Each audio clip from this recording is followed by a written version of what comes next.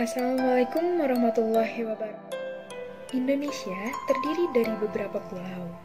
Pulau yang akan kami angkat yaitu Pulau Kalimantan.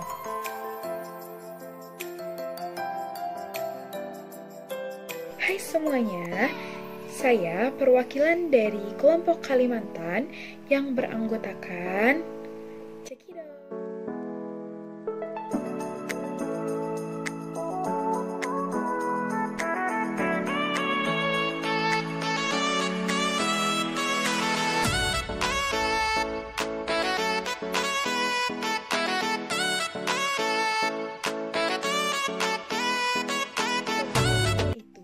Kemanfaatan mahasiswa rekayasa kehutanan mempelajari klimatologi dalam kehidupan sehari-hari masyarakat yang menggantungkan diri pada sektor kehutanan.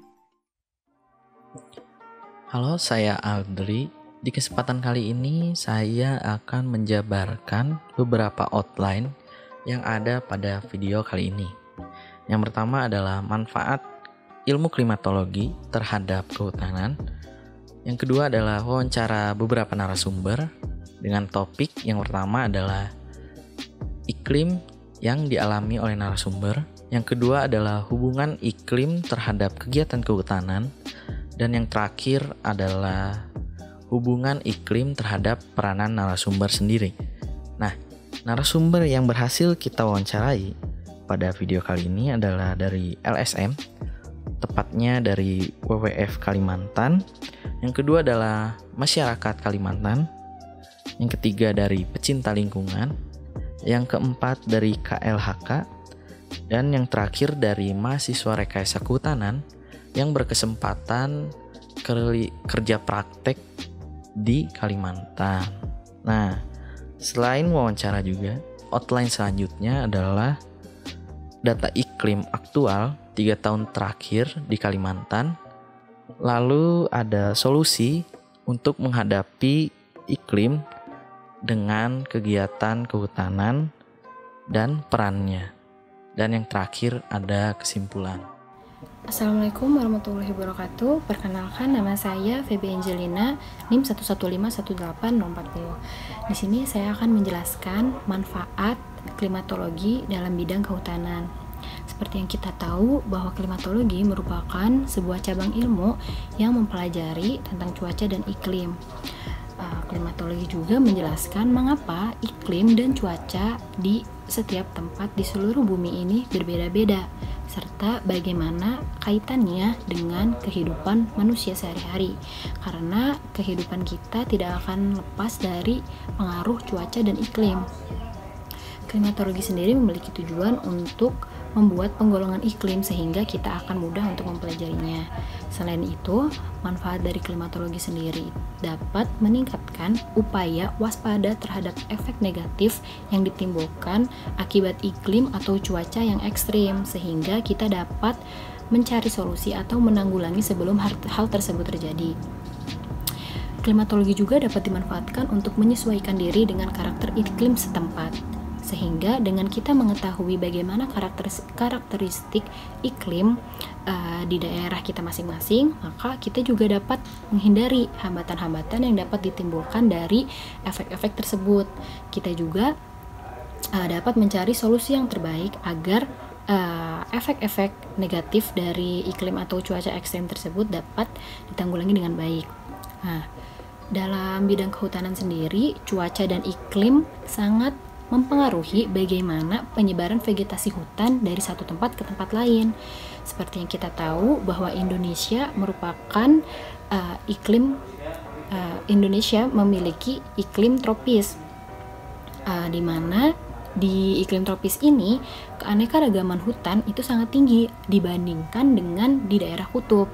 Karena semakin ke kutub, pertumbuhan dan penyebaran vegetasi hutan akan semakin terbatas. Mengapa? Hal tersebut juga dipengaruhi karena perbedaan cuaca dan iklim yang berbeda di setiap tempat. Kemudian cuaca atau iklim di areal hutan harus dipantau karena akan mempengaruhi kelestarian hutan atau yang biasa kita kenal dengan sustainable forest management. Maka dari itu, mempelajari klimatologi ini penting, bukan hanya bermanfaat dalam berbagai bidang, tapi juga khususnya untuk bidang kehutanan, cuaca dan iklim ini memiliki peran yang sangat penting dalam kelestarian hutan.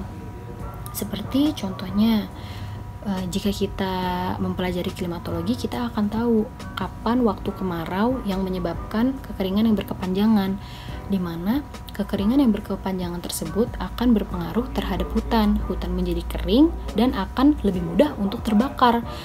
Terjadinya kebakaran ini akan mempengaruhi juga dan memberikan efek negatif terhadap makhluk hidup yang tinggal di dalam atau di sekitarnya. Dengan itu, jika kita mengetahui kapan kemarau dan kekeringan tersebut terjadi, kita dapat menanggulangi atau mencari solusi bagaimana hal tersebut dapat diminimalisir dan sehingga kita tidak mendapatkan efek yang terlalu besar dari iklim atau cuaca yang ekstrim tersebut. Jadi, sangat penting mempelajari klimatologi. Sekian dari saya. Wassalamualaikum warahmatullahi wabarakatuh.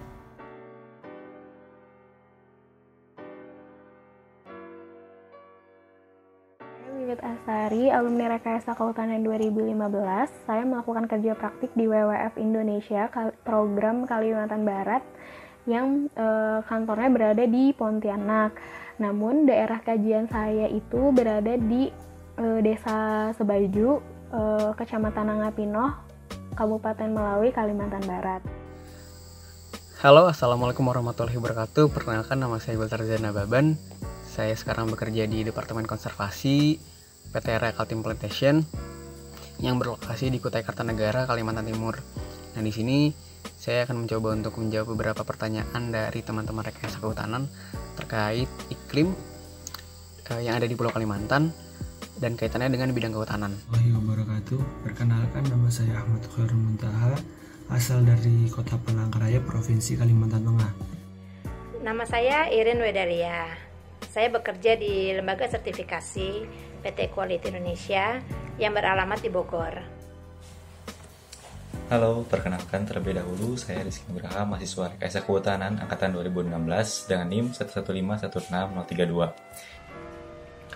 Hai, saya Fadel, mahasiswa Rekayasa Kehutanan Institut Teknologi Bandung. Di sini saya akan bercerita sedikit mengenai pengalaman saya pada tahun 2019 di bulan Juni sampai bulan Juli melaksanakan kegiatan kerja praktik di PT Bina Multi Alam Lestari IUPH KHA izin usaha pemanfaatan hasil hutan kayu di Hutan Alam Kalimantan Tengah, Muara Tewe, Barito Utara.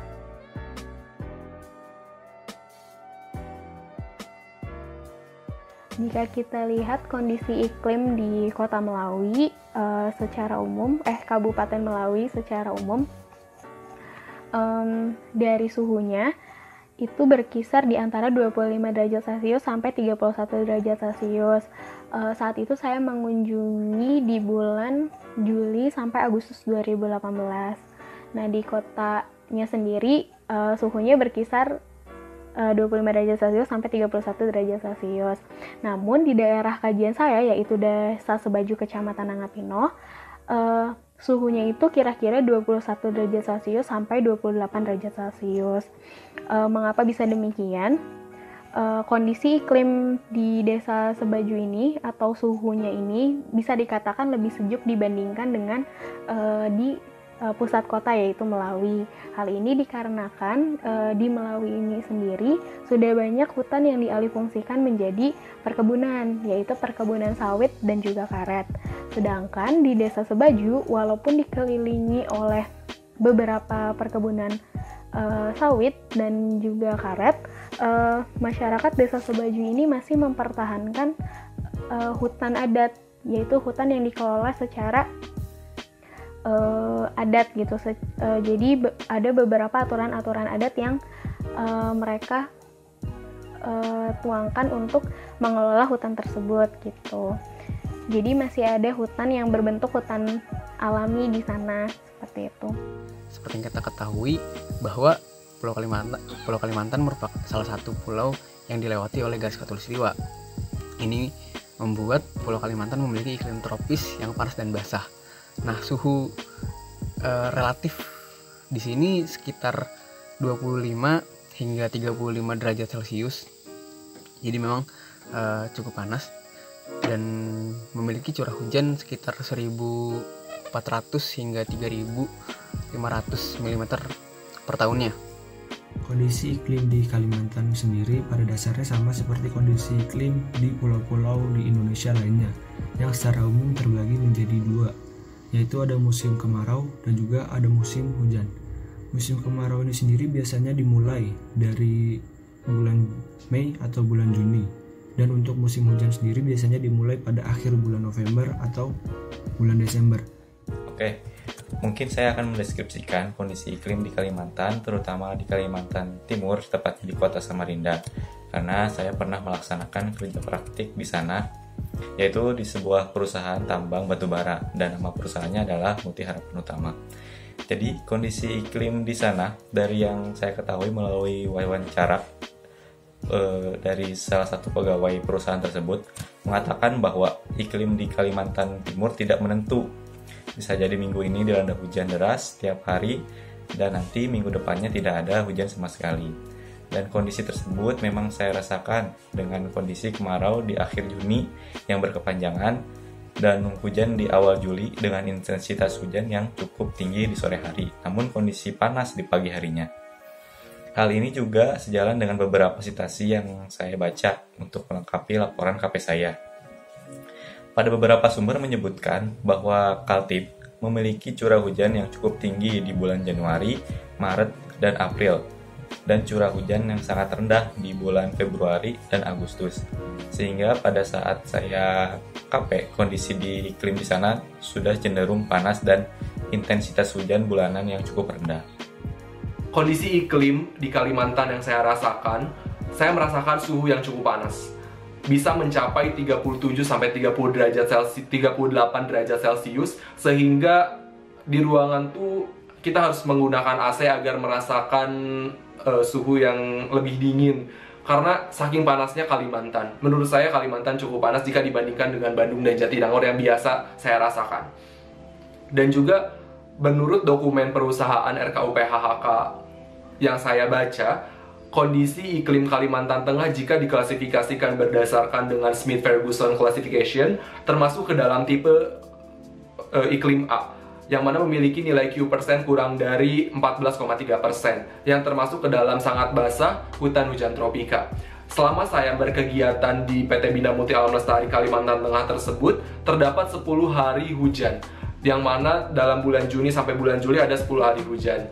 Dan itu terbaca di SPL Curah Hujan atau Stasiun Pengamat Lingkungan Curah Hujan yang berada di tengah-tengah konsesi wilayah dari PT Bina Muti Alam Lestari, yang membaca ada sekitar 34 ml, yang paling besar itu ada sekitar 48 ml, dan juga yang paling kecil hanya sekitar 10 ml saja.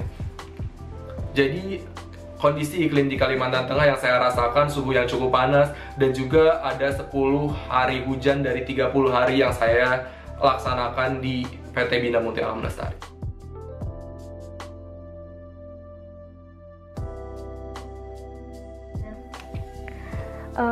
Kaitannya kondisi di sana mengapa masih bisa dikatakan lebih sejuk dibandingkan dengan kota Melawi, salah satunya yaitu karena hutan adat ini, salah satu aturan adatnya ini yaitu masyarakat di sana tidak boleh memanfaatkan hasil hutan kayunya, jadi tidak boleh menebang kayu gitu, dengan mungkin beberapa aturan adat yang nanti hukumannya bisa berupa denda, bisa berupa dikucilkan atau diusir, sehingga masyarakat tidak ada yang menebang pohon seperti itu. Nah, sehingga dengan masihnya dipertahankan hutan ini gitu, tidak ditebangnya si kayu ini gitu, masyarakat memanfaatkan hasil hutan bukan kayu gitu. Jadi salah satu mengapa di Desa Sebaju ini bisa lebih sejuk atau suhunya bisa lebih rendah dibandingkan kota Melawi adalah karena mempertahankan hutan, saya lupa luasnya berapa, namun berpengaruh besar terhadap kehidupan si Desa Sebaju ini di salah satu faktornya di iklimnya ini, di cuaca, di suhunya ini seperti itu. Sendiri jelas sangat mempengaruhi dengan kondisi selalu disinari oleh matahari sepanjang tahun dan curah hujan yang cukup tinggi, itu membuat jenis-jenis flora atau vegetasi yang tumbuh di Pulau Kalimantan ini cukup beragam dan bahkan bisa dibilang unik. Nah, itu pula yang membuat fauna-fauna yang hidup di dalamnya itu beragam pula dan unik juga, itu seperti orangutan Kalimantan, bekantan. Dan memang secara umum kondisi iklim suatu daerah atau suatu wilayah itu akan mempengaruhi ekologi wilayah itu tersebut. Nah, namun yang perlu kita soroti, terkadang iklim atau cuaca yang ada di Pulau Kalimantan ini cukup ekstrim, dengan tadi seperti yang tepat dilintasi oleh garis khatulistiwa itu membuat bisa jadi kemarau panjang atau suhu yang cukup panas ketika musim kemarau. Itu bisa menjadi potensi bahaya, potensi kebakaran hutan atau lahan atau bahkan ketika curah hujan yang cukup tinggi, bulan-bulan hujan yang memang intensitas hujannya cukup tinggi, itu dapat menimbulkan banjir. Itu dapat menimbulkan banjir di beberapa tutupan lahan bahkan ya, beberapa daerah pun. Nah, itu yang memang perlu disoroti terkait iklim. Iya, jadi selebihnya terkait hubungan atau keterkaitan kondisi iklim di Pulau Kalimantan dengan kegiatan-kegiatan yang ada di bidang kehutanan jelas sangat relate atau berhubungan. Kita harus bisa melihat bagaimana perubahan iklim yang ada. Kita harus bisa melihat bagaimana iklim itu mempengaruhi ekologi hutan sendiri, atau bahkan ekologi hutan sendiri itu pun mempengaruhi iklim. Jadi mereka memang saling berkaitan, dan harapannya kita dapat lebih aware terhadap perubahan iklim, karena kita bisa melihat jelas bagaimana perubahan iklim itu benar-benar terjadi, dan itu sangat mempengaruhi berbagai aspek, terutama di bidang kehutanan. Nah, jadi hubungan iklim dan kegiatan kehutanan itu biasanya yang terjadi pada musim kemarau itu, jika musim kemarau terjadi secara berkepanjangan dan juga sangat ekstrim, biasanya terjadi kebakaran lahan. Nah, kenapa kebakaran lahan itu bisa terjadi? Kebakaran lahan terjadi karena di Kalimantan sendiri kondisi tanahnya adalah tanah gambut, sehingga pada musim kemarau atau musim kering, tanah menjadi kering dan tanah menjadi sangat mudah tersulut oleh api, sehingga terjadilah kebakaran lahan. Nah, yang terjadi ini kebakaran lahan, bukan kebakaran hutan. Jadi kebakaran lahan ini sangat sulit untuk dipadamkan, karena yang terbakar itu adalah tanahnya, bukan pohon-pohon yang ada di atasnya. Kemudian kebakaran lahan tersebut berdampak pada kegiatan-kegiatan kehutanan lainnya. Misalnya untuk dampak jangka pendek untuk kebakaran lahan itu sendiri. Biasanya untuk musim hujan di bulan-bulan selanjutnya itu akan terjadi banjir karena kondisi tanah yang tidak mampu menyerap air. Jadi setelah musim kemarau panjang datang dan kebakaran hutan yang hebat, biasanya dalam jangka pendek sekitar sebulan atau setahun kemudian tuh biasanya terjadi banjir karena tanah yang tidak mampu menyerap air dengan baik. Kemudian untuk jangka panjangnya ini dampak yang cukup baik saya kira, karena biasanya untuk jangka yang sangat panjang, setelah beberapa tahun kebakaran lahan, biasanya lahan tersebut akan ditumbuhi lagi oleh tumbuhan-tumbuhan atau pohon-pohon tanaman yang baru, sehingga di situ bisa dikatakan seperti penghijauan kembali tapi oleh alam itu sendiri, karena tanah gambut yang sudah terbakar itu biasanya akan menjadi lebih subur. Sebagai rimbawan dan pengalaman saya melakukan kegiatan audit pada perusahaan baik di hak pengusahaan hutan maupun hutan tanaman industri di Pulau Kalimantan selama kurun waktu 10 tahun, Diketahui bahwa terjadinya kebakaran hutan dan lahan di Pulau Kalimantan pada umumnya terjadi pada musim kemarau. Ternyata perubahan iklim telah mempengaruhi peningkatan dan penurunan intensitas curah hujan yang tentunya dapat mempengaruhi kondisi lingkungan di Pulau Kalimantan. Intensitas curah hujan yang rendah menyebabkan meningkatnya titik panas atau hotspot dan tingginya kejadian kebakaran hutan dan lahan di Pulau Kalimantan. Sebaliknya, pada musim penghujan, di mana intensitas curah hujan tinggi, maka kejadian kebakaran hutan dan lahan akan menurun. Kebakaran tersebut memicu bencana asap di banyak daerah dan telah merugikan banyak pihak baik dari sisi perekonomian maupun kesehatan masyarakat yang berada di sekitarnya. Dengan meningkatnya jumlah polutan di udara yang menyebabkan terjadinya pencemaran terhadap lingkungan. Upaya untuk menekan terjadinya kebakaran hutan dan lahan, khususnya di Pulau Kalimantan, telah dilakukan baik oleh pemerintah maupun pihak perusahaan, dibantu oleh masyarakat yang tergabung di dalam MPA, yaitu Masyarakat Peduli Api, melalui tindakan preventif, preemptif, sampai dengan represif. Beberapa contoh tindakan yang telah dilakukan yaitu bentuknya seperti sosialisasi kepada masyarakat tentang kebakaran hutan dan lahan, pemantauan hotspot melalui satelit, drone, CCTV, menara api, patroli, baik patroli yang dilakukan oleh perusahaan maupun gabungan dengan instansi terkait. Kemudian menyediakan sarana dan prasarana karhutla. Kemudian monitoring curah hujan, suhu dan kelembaban. Kemudian membentuk regu pemadam kebakaran, pemasangan plang, himbauan atau larangan tentang kebakaran hutan dan lahan, dan sebagainya. Diharapkan dengan berbagai upaya yang telah dilakukan, dapat menekan terjadinya kebakaran hutan dan lahan di Indonesia, khususnya di Pulau Kalimantan. Seperti yang telah disebutkan sebelumnya, pada saat saya KP, kondisi iklim sedang memiliki curah hujan yang rendah. Dan menurut salah satu pegawai yang saya wawancari juga, kondisi yang telah saya sebutkan tadi memberikan dampak yang cukup besar terhadap kehutanan dan kegiatan kehutanan pada saat saya KP di Kaltim, terutama di lingkup tempat saya. Kondisi hutan di sana akibat iklim yang tidak menentu memberikan dampak negatif, yaitu dari kondisi intensitas hujan yang kecil menyebabkan banyaknya terjadi hotspot atau titik api di wilayah hutan saya KP. Apalagi masyarakat di sana juga memiliki kebiasaan untuk membakar hutan dalam rangka untuk membuka lahan, menjadikan kondisi hutan di sana semakin memburuk.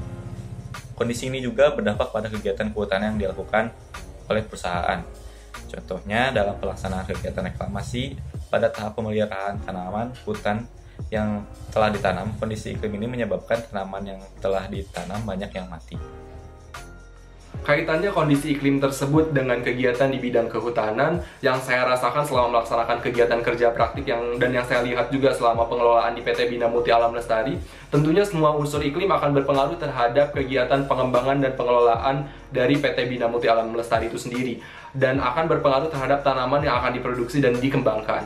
Yang saya lihat bahwa di PT Bina Muti Alam Lestari, tanaman-tanaman yang dikembangkan itu berupa meranti merah, damar anggrek, damar mata kucing, tengkawang, bangkirai, dan tanaman-tanaman dari jenis-jenis Sorea lainnya.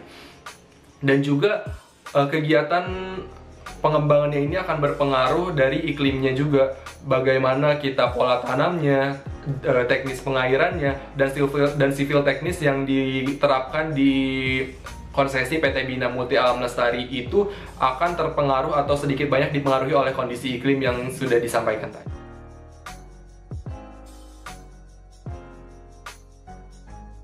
Mungkin sangat berhubungan, sangat cukup banyak kegiatan-kegiatan kami yang dilakukan fokus kepada iklim, seperti kami memiliki stasiun pengamatan cuaca sendiri, kami mengukur intensitas hujan secara mikro, kami juga memiliki data logger untuk merekam suhu atau temperatur dalam hutan dan intensitas cahaya dalam hutan. Nah, selain itu pekerjaan-pekerjaan yang di lapangan seperti monitoring satwa, mamalia besar, lalu pengamatan burung, lalu pengamatan fenologi, dan restorasi, jelas memang itu cukup dipengaruhi oleh kondisi iklim yang ada, karena seperti yang tadi sudah saya jelaskan, di mana kondisi iklim ini mempengaruhi pertumbuhan atau perkembangan dari jenis-jenis pohon yang ada, itu pun akan mempengaruhi pakan-pakan yang ada bagi satwa yang dalam hutan. Peran sebagai masyarakat tuh sangat berpengaruh sekali. Contohnya, misal pada musim kemarau terjadi kebakaran lahan. Nah, itu jika kebakaran lahan tersebut terjadi secara masif, maka akan menimbulkan banyak polusi seperti asap. Nah, polusi asap yang disebabkan oleh lahan-lahan tadi itu biasanya menutupi hampir seluruh wilayah di Palangkaraya dan juga wilayah Kalimantan Tengah. Jadi dampak dari kebakaran itu dapat mengganggu seperti kegiatan masyarakat seperti sekolah, belajar mengajar, ataupun juga kegiatan-kegiatan perkantoran. Jadi bisa diliburkan seperti itu.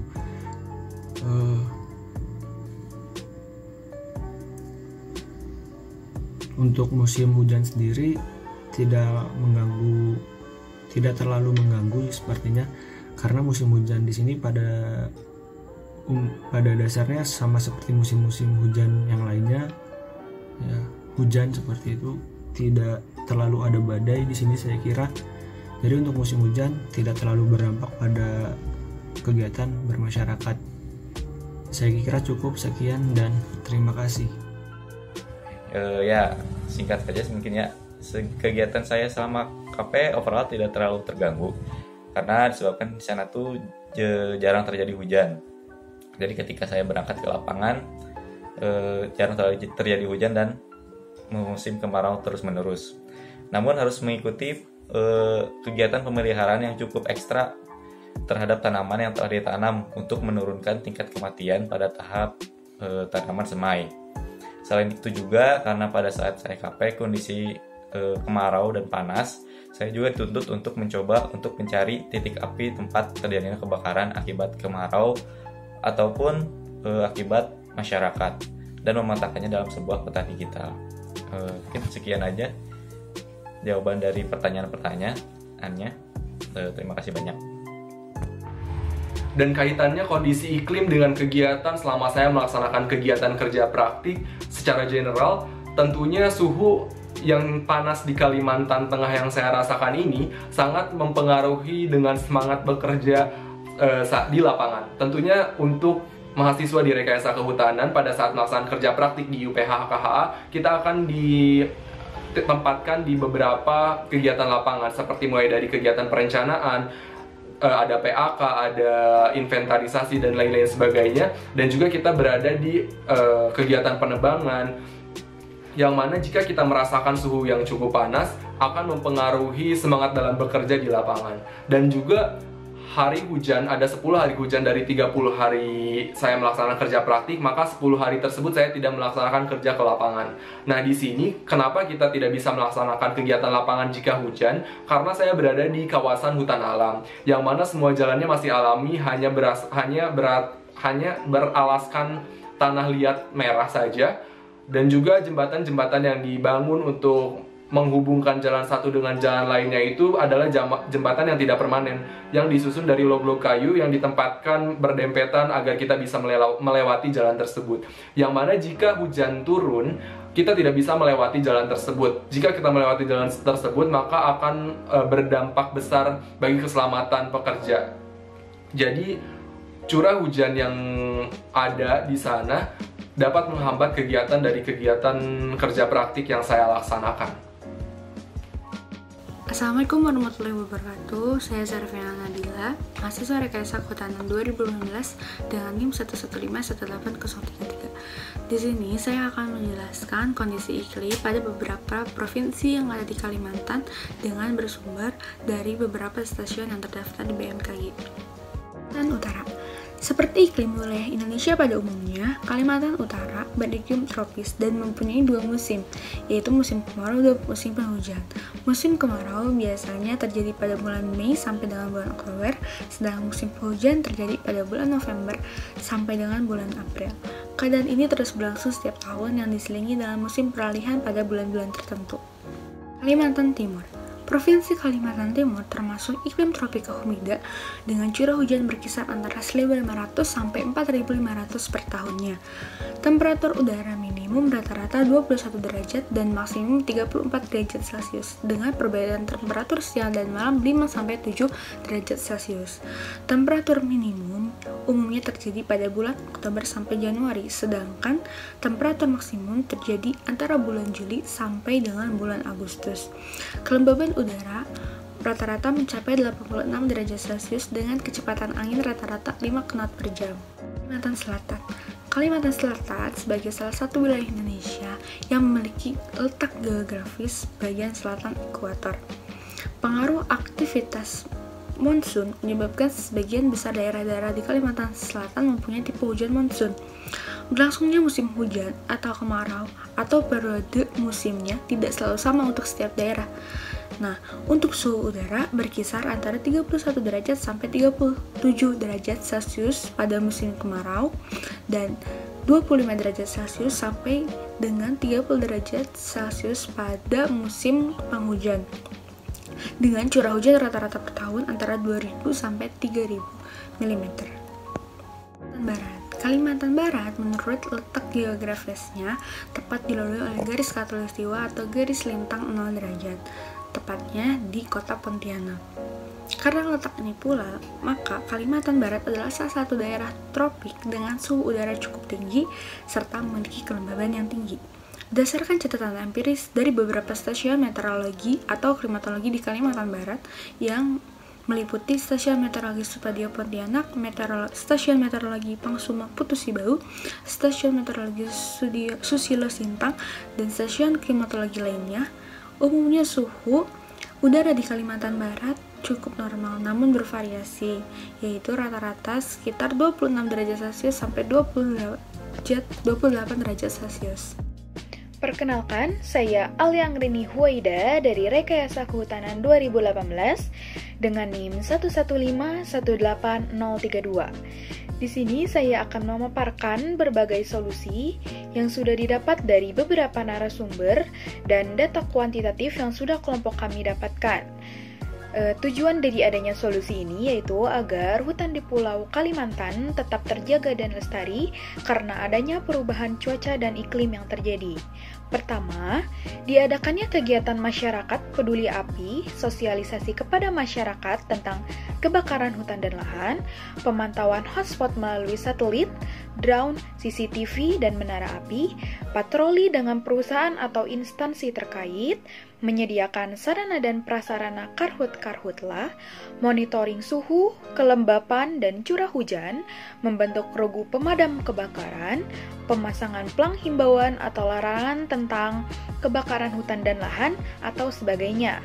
Yang kedua, di Kalimantan pun, atau lebih tepatnya di Desa Sebajo, masih ada salah satu hutan yang benar-benar dijaga, karena masyarakatnya masih peduli terhadap hutan, sehingga agar tetap terjaga, cuaca dan iklim di sana pun rendah, masyarakat di sana tidak boleh menebang pohon karena agar tetap lestari, sehingga dapat meningkatkan aware masyarakat akan pentingnya hutan. Yang ketiga, menurut IPCC yang dapat dilakukan yaitu aksi mitigasi berbasis lahan. Tujuannya yaitu penurunan emisi dengan menghentikan deforestasi, menghentikan kebakaran hutan dan lahan, serta menjaga ekosistem esensial seperti gambut dan bakau. Dalam upaya melakukannya, restorasi terhadap ekosistem esensial ini yaitu penting. Di antaranya ada masyarakat adat, masyarakat lokal, dan perempuan, yaitu adalah kunci dalam upaya restorasi dan mencegah deforestasi. Oleh karena itu, pengakuan terhadap wilayah kelola rakyat menjadi langkah strategis dalam upaya menurunkan emisi dari hutan tersebut. Selanjutnya adalah pemanfaatan hutan gambut. Karena Kalimantan memiliki beberapa hutan gambut, maka upaya yang dapat dilakukan antara lain, pertama, adaptasi perubahan iklim melalui peningkatan ketahanan ekosistem gambut dari dampak perubahan iklim pada ekosistem gambut dengan fungsi budidaya. Yang kedua, pemeliharaan dan pencadangan ekosistem gambut sebagai pengendali dampak perubahan iklim. Yang ketiga, melakukan upaya peningkatan pemanfaatan fungsi ekosistem gambut dengan pemilihan jenis-jenis tanaman asli dan produk turunannya di ekosistem gambut. Yang keempat, partisipasi masyarakat dalam program kegiatan pengelolaan lahan gambut terhadap sifat kearifan lokal. Selain solusi dari pemanfaatan hutan gambut, solusi selanjutnya adalah melakukan pendidikan sejak dini terhadap masyarakat kawasan hutan mengenai cara mencegah kebakaran hutan dan hal-hal tindakan segera ketika ada kebakaran hutan, misalnya melakukan reboisasi atau penghijauan kembali. Selanjutnya, ada solusi dari KLHK, yaitu pemulihan kerusakan ekosistem gambut dilakukan melalui inventarisasi fungsi ekosistem gambut berdasarkan indikator kebakaran gambut, keberadaan kanal, dan tutupan lahan yang selanjutnya ditentukan prioritas pemulihannya. Pemulihan kerusakan ekosistem yang berada di area usaha atau konsesi dilakukan oleh penanggung jawab usaha atau kegiatan dengan menyusun dokumen rencana pemulihan. Pemulihan ekosistem di areal usaha sebagian besar dilakukan oleh penanggung jawab usaha atau kegiatan pada usaha pemanfaatan hasil hutan kayu dan hutan tanaman industri, juga perusahaan-perusahaan perkebunan seperti perkebunan kelapa sawit. Para pemegang izin diminta oleh pemerintah untuk memulihkan kerusakan ekosistem gambut pada areal usaha mereka dengan membangun titik-titik pengukuran tinggi muka air tanah pada tempat-tempat di mana kedalaman air muka akan diukur secara manual ataupun secara otomatis.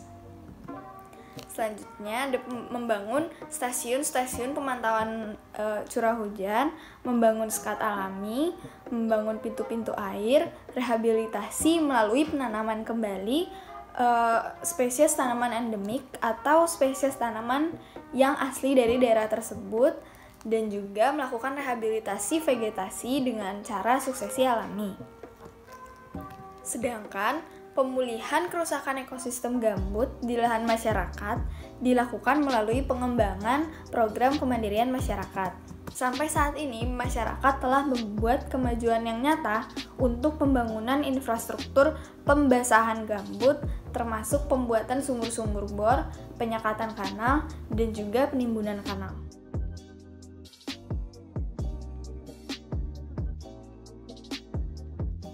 Perkenalkan, nama saya Puteri Raisa Zahra, NIM 115180006. Di sini saya akan menyimpulkan pembahasan yang telah teman-teman saya bahas sebelumnya, dimulai dari manfaat klimatologi di bidang kehutanan, wawancara dengan narasumber, iklim Pulau Kalimantan berdasarkan data kuantitatif BMKG, dan solusi-solusi untuk permasalahan keterkaitan iklim di bidang kehutanan. Klimatologi merupakan cabang ilmu yang mempelajari tentang cuaca dan iklim. Klimatologi memiliki manfaat untuk meningkatkan kewaspadaan kita terhadap efek negatif yang dapat ditimbulkan karena iklim atau cuaca yang sangat ekstrim, sehingga kita dapat mencari solusi untuk hal tersebut. Di bidang kehutanan, cuaca dan iklim sangat mempengaruhi pertumbuhan dan penyebaran vegetasi tumbuhan di hutan. Dari suatu tempat ke tempat yang lain, cuaca dan iklim di areal hutan harus dipantau karena akan mempengaruhi kelestarian hutan atau Sustainable Forest Management. Jadi, mempelajari klimatologi merupakan hal yang penting di bidang kehutanan. Pulau Kalimantan terletak di garis khatulistiwa dan memiliki iklim tropis dengan suhu yang relatif konstan sepanjang tahun, sekitar 25-35 derajat Celcius. Tipe vegetasi tidak hanya ditentukan oleh jumlah curah hujan tahunan, tetapi dipengaruhi juga oleh distribusi curah hujan sepanjang tahun. Dataran rendah di sepanjang garis khatulistiwa yang mendapatkan curah hujan minimum sekitar 60 mm setiap bulan dapat mendukung hutan yang selalu hijau. Semua hutan di Pulau Kalimantan terletak di daerah yang selalu basah sepanjang tahun. Namun, ketika musim kemarau datang, Pulau Kalimantan memiliki cuaca yang sangat panas yang dapat menyebabkan kebakaran hutan. Kesimpulan dari solusi-solusi yang teman saya telah bahas sebelumnya, bahwa Pulau Kalimantan saat musim kemarau memiliki cuaca yang sangat ekstrim, yaitu sangat rendah atau panas. Upaya yang dapat dilakukan bisa dimulai dari peranan masyarakat yang sadar akan manfaat hutan terhadap perubahan iklim. Selain itu, peran perusahaan atau instansi-instansi terkait bidang kehutanan sangat diperlukan. Pulau Kalimantan terkenal akan hutan gambutnya, sehingga perlu diperhatikan dalam pembuatan infrastruktur pembahasan gambut agar tidak dapat memicu kebakaran hutan. Selain itu, perlu diperhatikan dan diawasi inventarisasi fungsi ekosistem hutan, seperti memonitoring suhu, kelembaban, dan curah hujan.